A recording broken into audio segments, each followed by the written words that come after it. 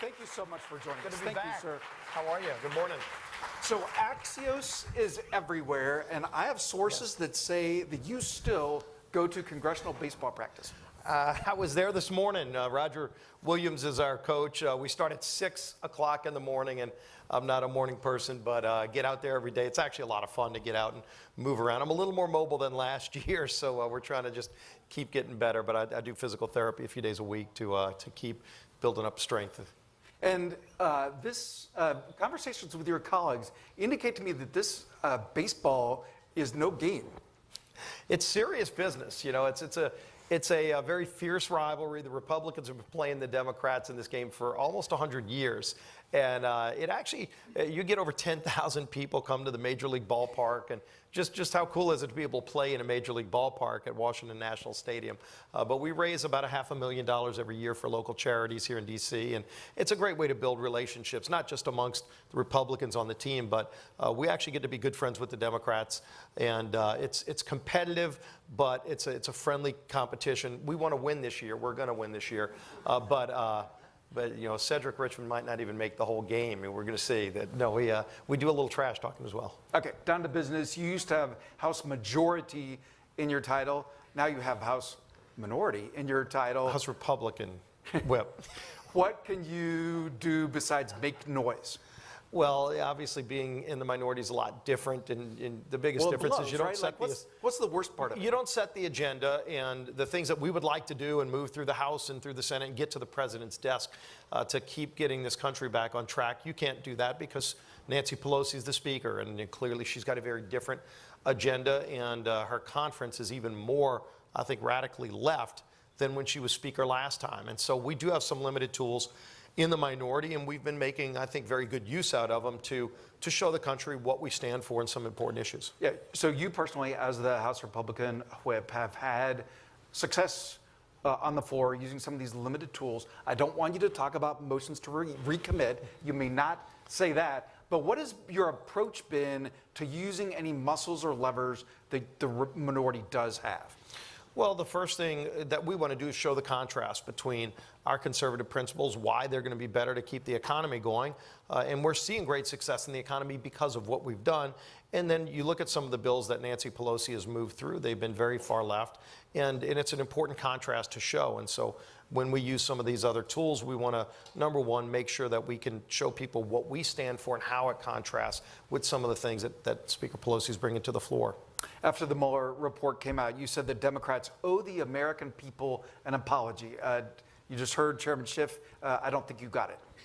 Well, you know, it's almost like they're doubling down and ignoring what was in the report. And the important thing to note is for 2 years, they were running around promising the American people that there was collusion. Don't worry, we've got stronger than circumstantial evidence that there was collusion.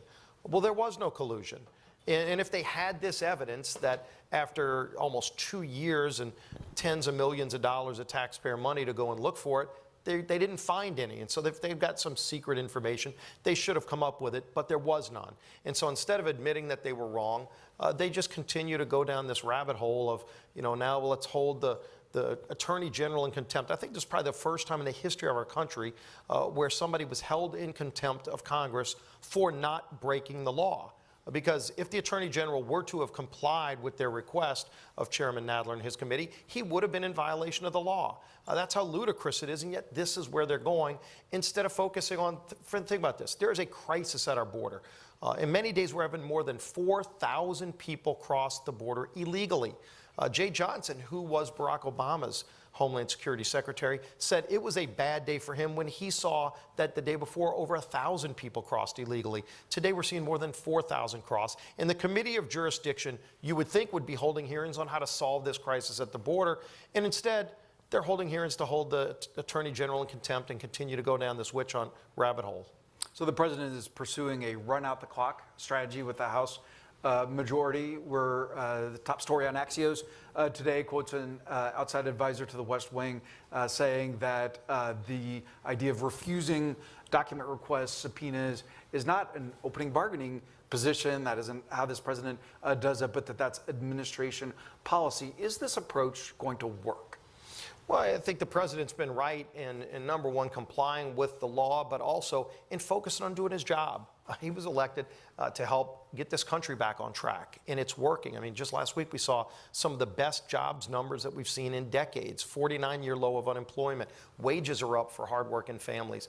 These are the kind of things we should be celebrating, and instead, Nancy Pelosi's agenda is to reverse that, to push a 70% marginal tax rate, to have a Green New Deal where they literally ban fossil fuels, and in 10 years you can't fly around on airplanes, and they get rid of cows. I mean, this stuff is laughable, but this is what they believe in. So, excuse me.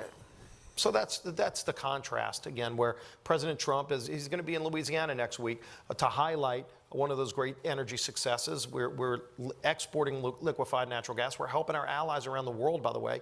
They don't have to get their energy from Russia and other countries that we don't like. They can actually get American energy. It creates jobs. It lowers their electricity rates. It lowers our electricity rates. And you see Pelosi's agenda is to reverse that. Are you surprised that Democrats haven't moved faster on impeachment?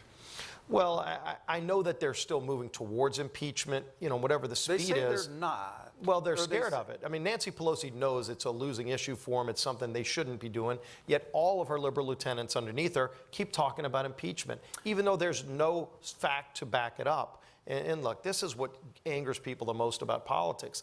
There are real problems that people want us to focus on solving, and Pelosi got the majority, rightfully or wrongfully, on messaging, but they now have a responsibility to govern, and they can't. They didn't even pass a budget.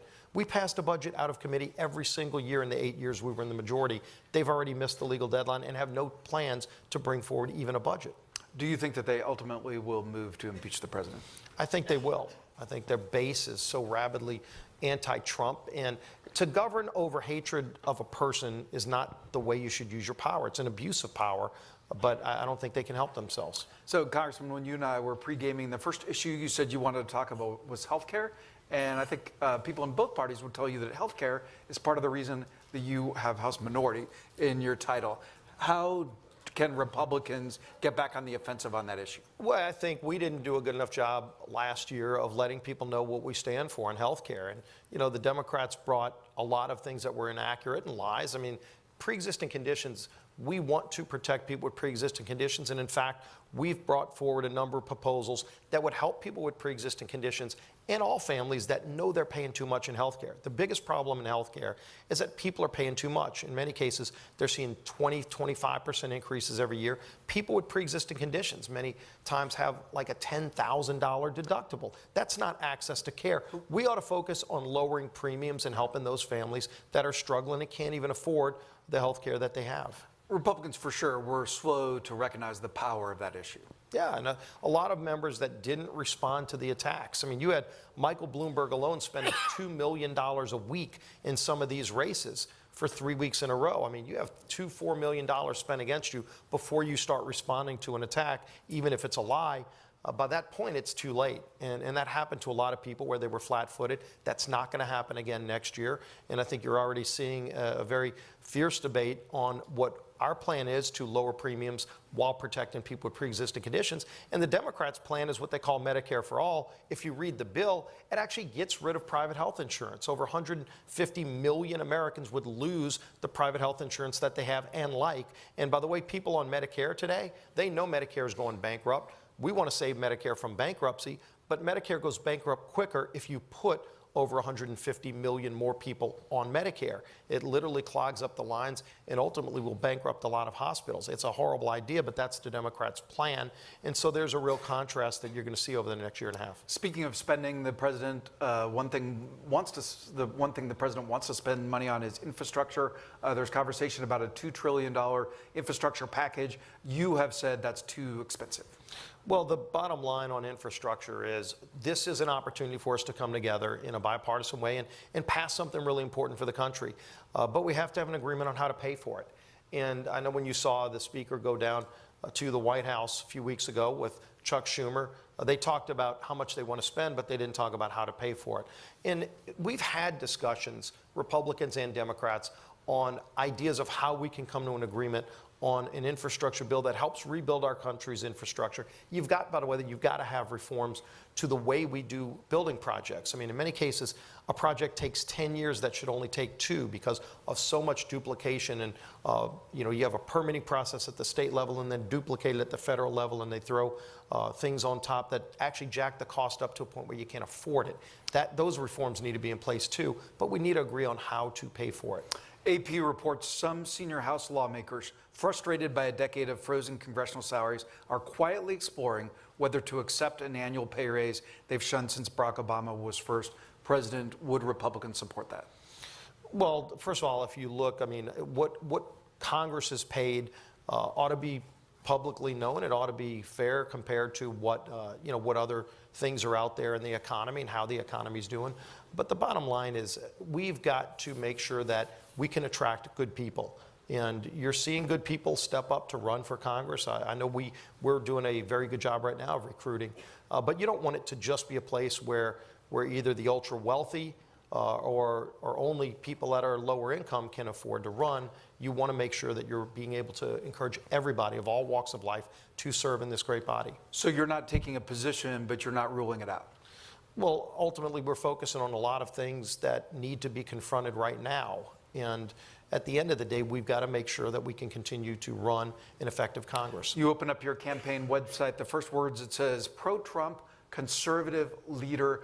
What are the hardest part of those first 2 words? I think the biggest part of how President Trump is perceived is the misunderstanding of what he is like as a person. I get to work with him on a regular basis on policy. I mean, we worked very closely on the Tax Cuts and Jobs Act, a great achievement that I started working on when I was still in the hospital. He would call me from the hospital when I was there just to check on me.